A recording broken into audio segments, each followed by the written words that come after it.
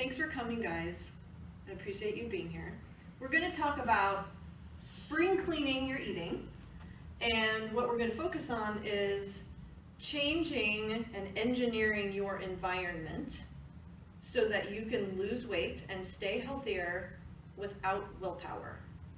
The big thing is, I think when individuals start to diet, they really think that they're going to need to exert a ton of willpower and self-control, right? They're in environments and they want to minimize cravings and they want to minimize temptations, and that can be really hard. It can be tiring utilizing willpower. So what we're going to look at tonight is how you can structure your environment, your home, how you're driving, where you're going, the routes you're taking, so that you don't have to think so much. Because it's when we have to make decisions that we have to exert willpower, right? So if we put ourselves in a position that we don't have to make those decisions anymore, and we can act more automatically and in a positive way, then we're setting ourselves up for greater success. So I wanted to start by going through just some fast facts that I think are really interesting and are going to impact your ability to move through your goals with greater success. So by 2030, and this is why this is important, 50% of the population will be obese. 50%. In 14 years, half of us will be obese, not just overweight, obese. All of us eat mindlessly. And by that, I mean we're not paying much attention to how we're eating, to what we're putting in our mouths, the situations in which we eat, the people that we surround ourselves by, and even things within our environment. So we're going to look at like things as simple as how we plate our meals, where we sit in a restaurant, what we have on our counters at home that influence what we're driven to eat. We don't overeat a lot of times because we're hungry. We overeat because we have to make so many decisions every day, and the bulk of them are automatic and we don't even think about them. You know, we drive by a sign on the highway and we may not even notice. It may have a beautiful picture of Mexican food, avocado and salsa and chips and that big burrito covered in cheese. Now we're hungry. And then we start thinking about dinner, right? And we get home and we dash into the kitchen and then we're shoving our faces full of food. It's just things like that. Or Jimmy John's sandwiches has free smells, right? Think about what happens when you drive by a restaurant and you just smell it. You could have just eaten an hour beforehand and now you're thinking, I could eat again, right? It's things like that. And I had a client once who, talking about mindless, we a lot of times are driving when we're eating, we're reading when we're eating, we're on our phones when we're eating, we're working on our computers when we're eating, and we look down and our food is gone. And we're thinking, I'm still hungry. And then we get up and we may go get some more food. We are not paying good enough attention to know that our bodies are satisfied. And our brains can't register that when we're doing other things. But so I had this guy who, he had a regular routine of going through the McDonald's drive-thru and getting a couple double cheeseburgers for lunch. And he's in his car and he's driving to work. And I asked him, you know, next time you do this, I didn't ask him to change the food. I just said, next time you do this, pull over and eat your meal. And he did it. He was willing to do this with me, right? And he emailed me the next day and he said, oh my God, Kori, those burgers are disgusting. And a lot of it is because of the environment and the influence that it has on our eating habits.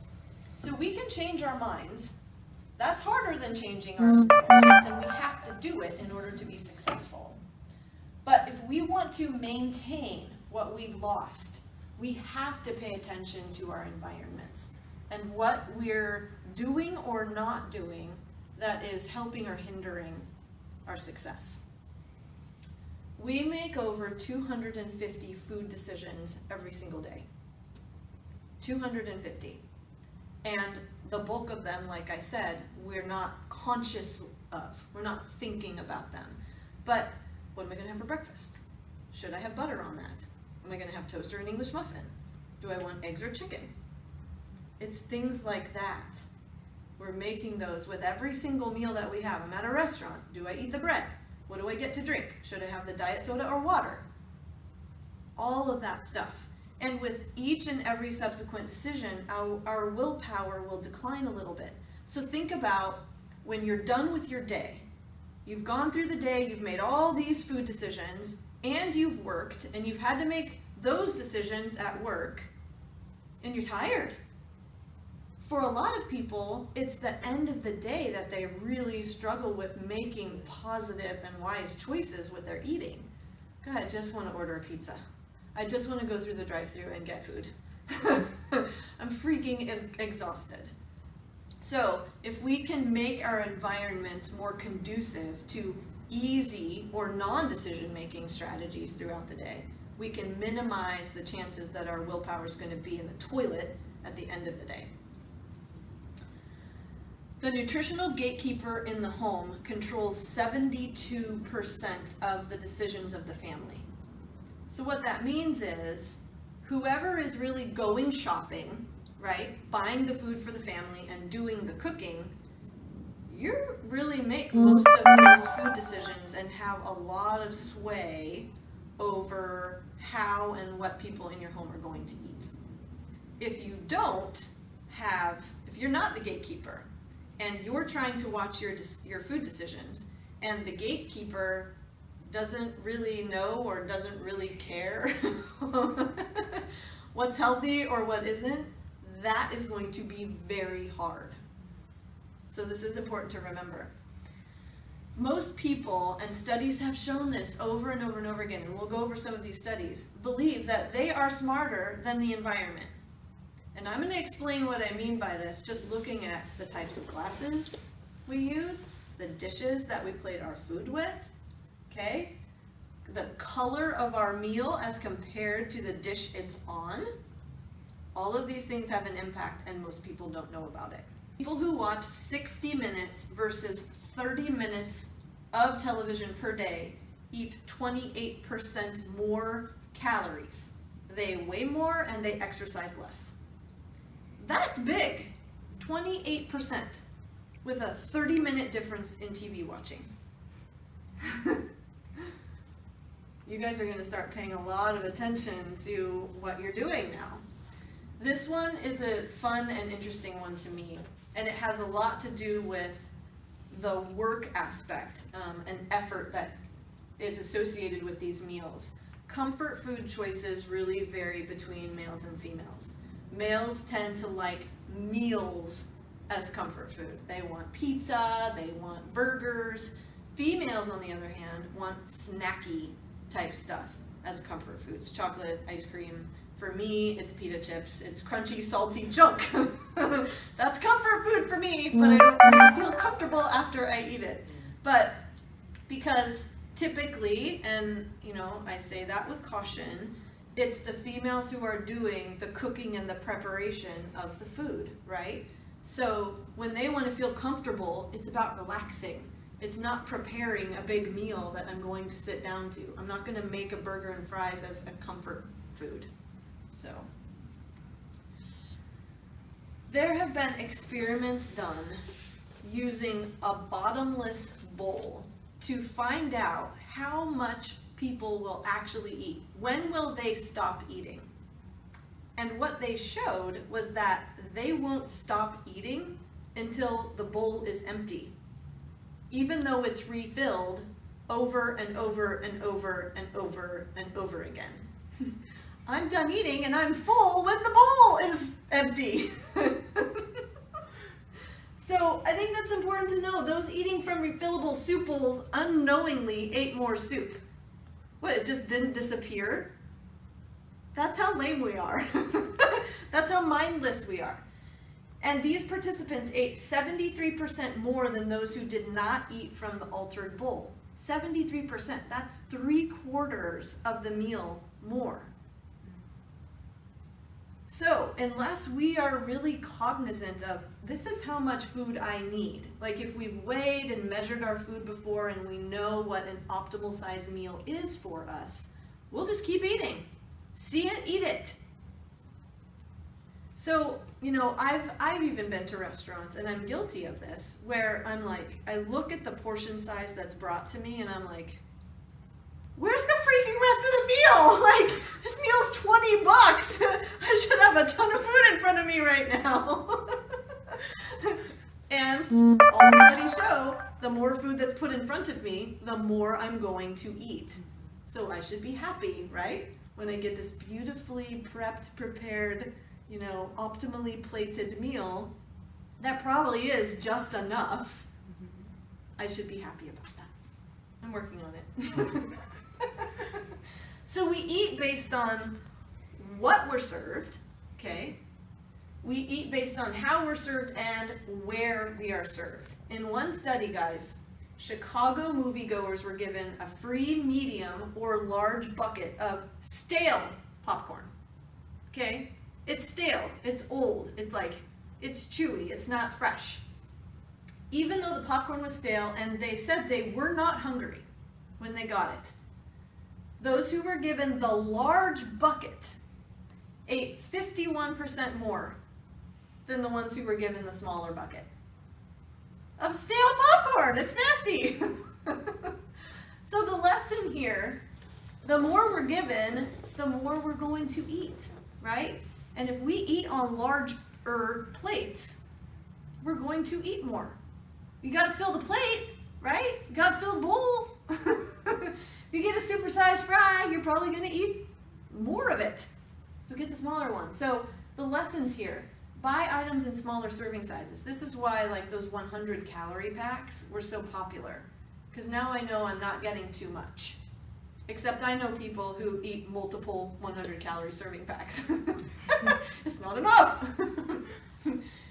When you purchase bargain-sized items, you want to make sure that you reportion what is in those. So if you shop at big box stores like Costco and Sam's and Walmart, you want to get home and put them in snack-sized bags.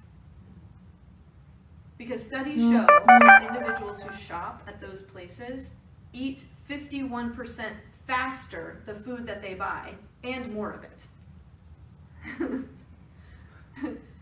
I'm kind of thinking that part of it too is I don't have anywhere to store it, so now I've got like all of this food on my counters and it's right in my face when I open my pantry, and when we see it, we want it.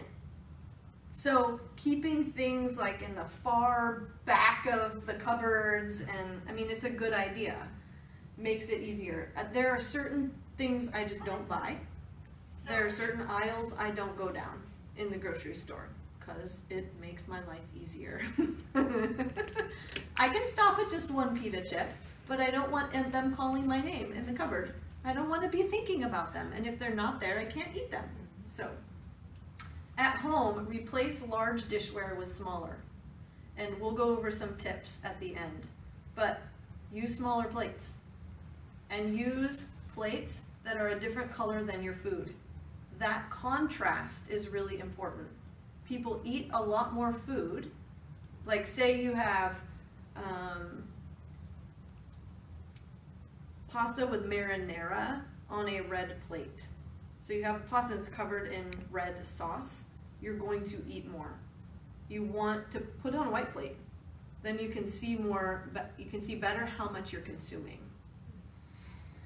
And then keep large food containers and packages off the counter.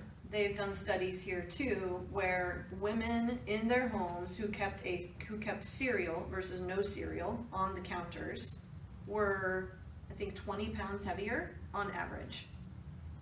See it, eat it. And it's the same adage, like out of sight, out of mind. So these are the main diet disaster areas. Okay, we've got desktop and dashboard dining. We have restaurant indulgences, party binging, meal stuffing, and then grazing. And we're going to go through each one of those, and I'll give you tips for how to avoid them. And I'm betting that each one of you can think of times when you've come away from a situation like this and been like, why did I do that? Oh my gosh, I feel gross. This is not good. I got to avoid this. So thinking about conscious consumption when we are driving. I want you guys to think about how to be deliberate when you're driving. What route are you taking?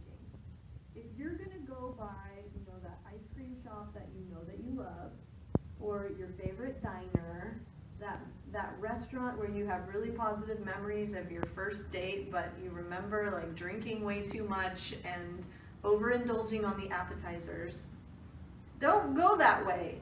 Ask for half of your meal to be put in a box for takeout. Most restaurants do serve far too much food than you need to eat at one time. So have a second meal. If it's already in the box, you're far less likely to eat it, right? Share a meal. Always a great idea. Now here's where that can go wrong though with a couple. Generally speaking, men need more food than women, but we tend to split it exactly in half. Maybe it needs to be like a 3/4 or a 2/3 kind of a deal. Just something to think about. Something that I like to do is I put my fork down between each bite. It makes me slow down. And then take a few gulps of water after each bite. I've had families, especially like around the holidays, where people inhale their food and then they're eating a second plate of food and a third plate of food, especially if it's like all on the table. It makes it that much easier to get more, to get seconds and thirds. Who can be the slowest eater? I did this actually. I was having Thanksgiving dinner with Joe and his family, and his daughter, his youngest daughter, got halfway through her meal and she looks over at me and she's like, I'm so full. And her plate she still had half of her food on her plate. And you'd look at it and you'd think she barely ate anything, it was Thanksgiving. But she was done because she slowed down.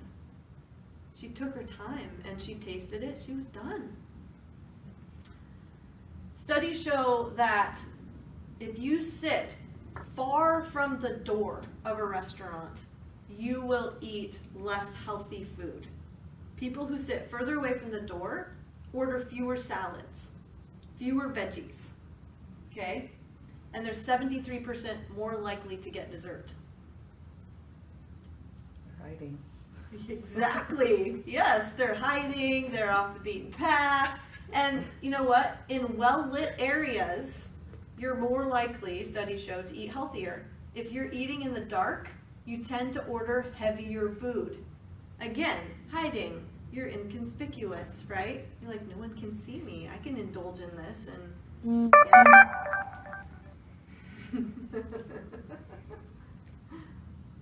Okay, so parties. These can be the death of a diet. One of the things I always do is don't stand by the food table. Because I can just stand there and I'm like munching away the entire time. I don't know. I don't know how much we consume in situations like that. The crackers, the cheese, that snacky stuff, and it's typically high in fat, it adds up. So, stay away from the table. Studies have shown that the heaviest people stand 16 feet closer to the table than the thinnest people. Set a goal that has nothing to do with food. I'm going to meet 3 new people at this party. Now your focus is somewhere else. And hopefully they aren't standing by the food table. Those people congregate there. Drag them away. Hey, let's talk. Okay, so this one is an interesting one. If you're going to have a drink, pour your drink when you're standing up and it's sitting on the table. Okay? Think about this. If you're eye level with your drink, you're going to pour more because you can see where it's cutting off, right? But if you're standing up and you're above it, you're going to pour 12% less alcohol. Crazy, huh? Good strategy. Now, let's see. Out of sight white. This is what I call, if you can drink white wine instead of red, because red you can see better, right? You can see better how much you're pouring. White, you can't, it's in a clear glass. White, you can't tell as well. People pour 9% less white wine than they do red. I like white wine better, so that's good, but stand over the glass. Don't sit and sip. So other studies also have shown that when you use like tall, thinner glasses, you will pour 30% less alcohol than when you use short, fat glasses. And they've even studied bartenders, and they underestimate how much they pour into drinks between the two types of glasses. Okay, here's how you master your meals, all right? You want to practice present plating. This is what this means. Use a 10-inch plate versus a 12-inch plate. You will reduce your food consumption by a quarter. You will eat 25% less calories by removing 2 inches from your plate. Okay? I think this is funny because I brag about how big my salads are because I use like this mega pasta bowl. It's salad. Look at me, I'm making an excuse. Well, do you weigh it? I don't.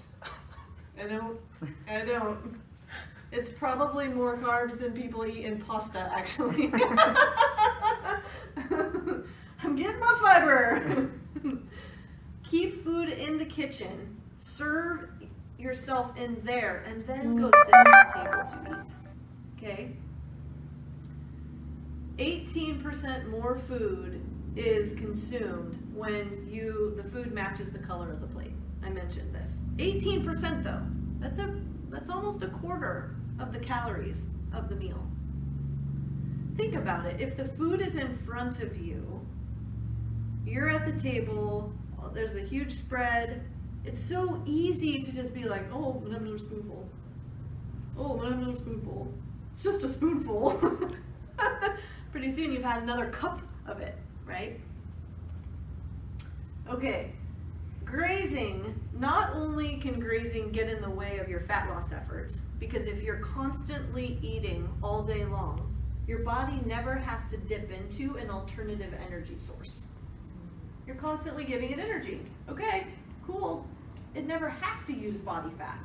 You have to have that space and that time in between meals where you're not consuming anything in order to use body fat for energy. Because the first thing your body wants to use is carbohydrates. So to get to fat, you cannot be a grazer. So we have to practice counter control.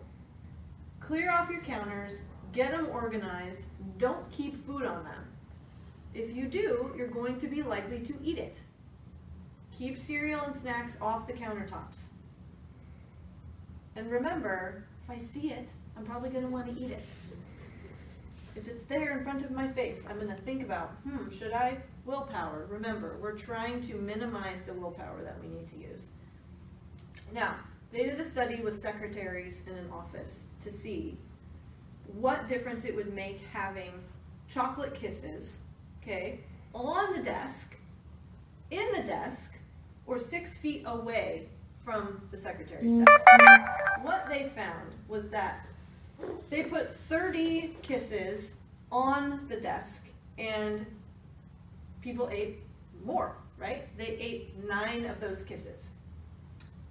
When the 30 kisses were inside the desk, they ate 6 kisses. When the chocolate kisses were 6 feet away from the desk, they ate 4 kisses. If it takes more work, we'll eat less of it. That's why if it's, see it, eat it. So the contrast of the plate itself and the contrast of the plate against the tablecloth makes a huge difference too. Does that make sense to you guys? Yeah, keep it the same so you can actually see how much food you're consuming. So some other tricks of the trade, breaking the big box barriers. I had mentioned these before. Individuals who purchase huge amounts of food are going to consume it 50% faster. That's a big deal. Portion food into snack-sized servings. Here's a big one. Ever been in Costco when they're serving you samples and the lines are huge? Don't go at that time. It's usually not healthy food, okay? You're probably not bringing your food scale or thinking about how many calories am I consuming here, and you're probably going to be wrong. So avoid the sample times. I like to go early in the morning when there's no one there and no samples. So, what will you guys do or not do in your own homes or environments? I created checklists for you guys. So you can take these home and kind of do an assessment. This is specifically for your home, but some of these things include that your meals start with a salad or vegetables, and then you move into the entree that might include the starch, like bread, potato, pasta, rice. I mean, when you consume a fibrous carbohydrate first, you're going to feel fuller moving into the rest of your meal.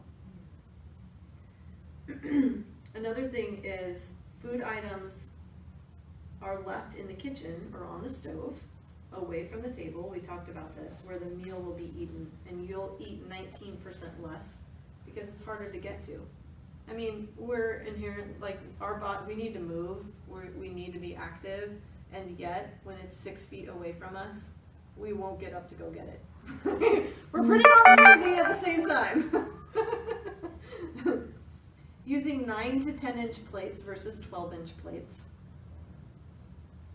Keeping kitchen counters clear and organized, and especially no cereal on there. And part of that, guys, is the stupid cereal boxes, what they say on them. No cholesterol, gluten-free, like heart healthy and good for you. All of these really stupid labels that make you think that you're doing something really great for your body by eating them, when you're really not. Fruit is the only food on your kitchen counter. Studies have shown that this bodes well. This creates very healthy habits. I'm not a huge fruit person, so if I had fruit on the counter, I may think about, just like I would if any food was on the counter, should I eat that? Oh, kind of, am I hungry?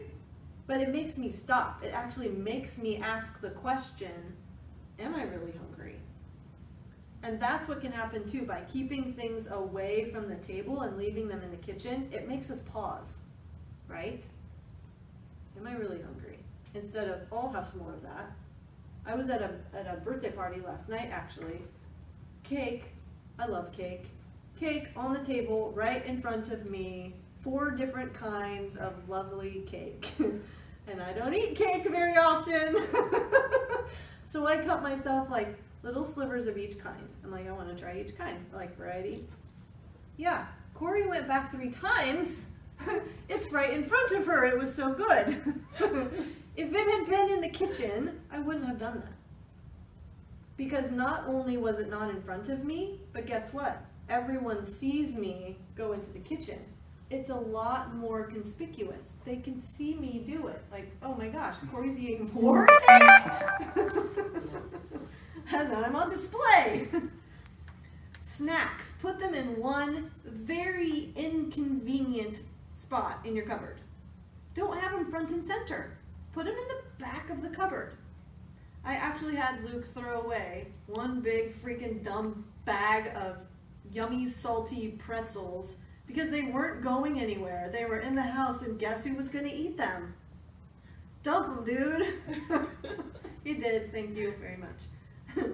When you're eating, practice just eating. Not realistic, I think, in this day and age to do that with every single meal. I try to do it at least 1 time a day, though. No TV, just eat. Light a candle. and breathe. And guys, pay attention. Tomorrow, or at dinner tonight, when you're eating, see if you're actually taking big, deep breaths, or if you're like really shallowly breathing because of the day. Like, we're always going. Try to relax and eat. It makes such a huge difference in the enjoyment of your meal, in the registration of that satiety and how full you feel, and you'll actually taste it. I hate getting done. I hate eating in a hurry. I would much rather not eat because I really want to taste my food and enjoy it. And then another thing that the research has shown makes a huge difference, and this won't surprise you, is to put at least 6 single-serving protein sources in your fridge front and center. So things like yogurt, cottage cheese, chicken, fish. I mean, if you're vegetarian, put tofu there. String cheese, eggs, boiled eggs, things like that. Make what you want to eat the most grabbable. Put that stuff front and center. Move the other stuff away. There have been times, too, guys, where, and I think this is particularly relevant for most females, when foods that typically aren't triggers for you then become something that you could potentially binge on, like peanut butter for me. There are times during the month when I'm like, yeah, no, that's going in the trash. I am not buying that. So I don't want you thinking that by making some of these changes, you have a problem. You just know yourself. I know myself well enough that it's not in my best interest to have certain foods around at certain times. So, you guys have questions? Things that make you go, things that you think you want to start like implementing at home or thinking about? I'm pretty sure I'm gonna implement taking a different route, because I always tell myself, look, I'm not even full at all. But then when I pass this Mexican restaurant, I'm like, Shanice, you should just go, just like turn back around, just turn back around. So I end up doing it and I'm not even hungry. And I sit there and I'm like, you didn't need to do that. You really didn't. But I did it. I did that like 2 times this week. So you've done it multiple times. You know it's not in your best. It can be hard. It is hard. You get that initial, because you get the pleasure from, you get the initial pleasure from doing it and eating the food because it tastes good. Yep. So if you can avoid that altogether, you may still think about it. Yeah. Just think about it even when maybe like when you're driving a different route, like that would be really good because it's the same time every time when you stopped there and you're like, it's Mexican food time. Nope, not tonight.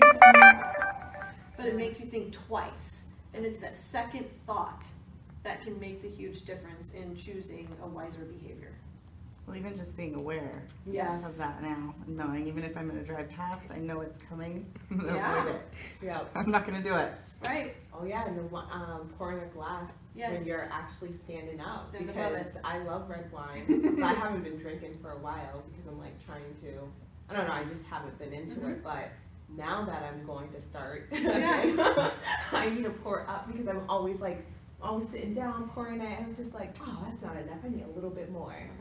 So, Well, you should pour it yourself, because when other people start pouring and you have no clue how much you had. Yeah, that's a good point too. Yeah, I didn't even realize that either. Yeah. And think about this, guys. Anything you do has the potential to become a habit. Yeah. Anything you do, anything you think. And so ask yourself, like, okay, I'm thinking about doing this. Like, I'm thinking about stopping at this do I want to keep stopping? Do I want to keep having that pull every time I drive by this place? Drive on. Drive on, sister. Yeah, I have to. That's in my best interest right now. Moving along. It's crazy how I didn't think of changing the route, because I'm just like, no, I'm just gonna always go this way, and I have so much temptation. Exactly. That you have to weigh in your mind. Should I? Shouldn't I? Should I? Shouldn't I? It's this whole deliberation that goes on. And I can send you guys the blog I wrote called Ditch Deliberation. That's what this is about. You know the answer. Your reasoning brain knows the answer of what you should or should not do. Yeah. Your impulsive brain is like, ooh, that tastes really good. Yeah. Maybe I should go home and make my own healthier burrito. Exactly. I find it interesting too because, I've been dieting for a very long time and I've done a lot of these things, but I didn't realize, I didn't even know that it was that great. I didn't know, but yeah. It's nice to be able to articulate it to somebody else and explain why it works. Yeah, there's been so many studies done on this stuff in terms of the impact it can have on people. And most of us think we're beyond it. Yeah. I'm gonna fill a big plate with food. I'm gonna cover that plate. I'm also gonna cover a very small plate. So, choosing the size of the plates that we're going to eat on, I can see why it could be a 25% difference in the amount of food that we consume. I always thought I was just being more efficient with my dishes. That too. That's good. I'm not spending money on more utensils and you can wash a tiny plate so much dinnerware. faster. Yep. Yeah.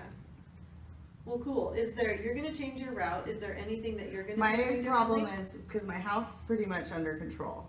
I was going through there, I'm like, okay, I got that down, but it's when I go out. Okay. And I go to like a party. Yes. I know I'm going to stay away from the table. Yep. Because then if I'm having the party too, I'm putting things out constantly, and I'm constantly like standing around the kitchen with everybody talking. And I pick, and I don't even know how much I've eaten that day. Yep, I do too. So I'm going to stay away. And then when we go out to dinner and I finish my plate, because I order the healthy thing, and I'm like, I'm going to have this little thing. And then my kids have their fries, and my husband's got this, and so whatever's left on the table, I'm going to eat. And so and if I have a drink, then I'm even more. The inhibition is lower. Yes. Yep. So. Self-control is down.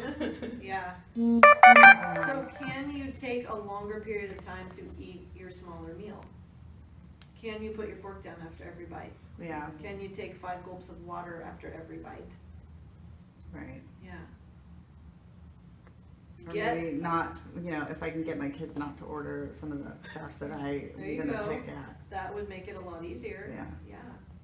I think I'm going to start to implement not being on my computer, because I have a habit of being on my computer or doing something. Yeah, I do that in the morning and I eat and I'm like, I didn't even remember eating that. I'm like, shoot. No, what more? Sometimes I get disappointed and I'm like, that's it, that's the last thing. And then I'm like, I have to get more. Exactly. And that's crazy because I'm probably not even, most of the time, not hungry. I realize. Well, and I weigh everything, so I know I don't get more. Yeah. But I didn't enjoy it. That's it. Didn't even taste it. Yeah, and I'm like, oh. And you love your food. I do. When we weigh and we measure and we've tracked it, we're eating things that we truly love. We don't eat food that we don't like. So actually being able to eat mindfully and pay attention, not just to the taste, but the texture of it, the smell of it, how it sounds even, the crunchiness of it. I mean, it can feel it's an emotional experience at that point. Instead of, I'm paying attention to this email and my mind is somewhere else on what I gotta do today and what I'm gonna say to my boss, and oh, my breakfast is gone. Like, still hungry. Like, you're not really. Yeah. Your brain is. Yeah, and I've been trying to do that with my kids now, like for lunch when they're home, we sit down and like TV's off. We need to sit and talk to each other because it's, with the iPads and the TV, it's like, they're like zombies. Yeah. So I hate it, and I didn't realize it until I saw it in my kids. And then It's I started really to sad. change it. Yeah. The lack of connection that we have, and mealtime is really one of those times that we can take advantage of. Yeah.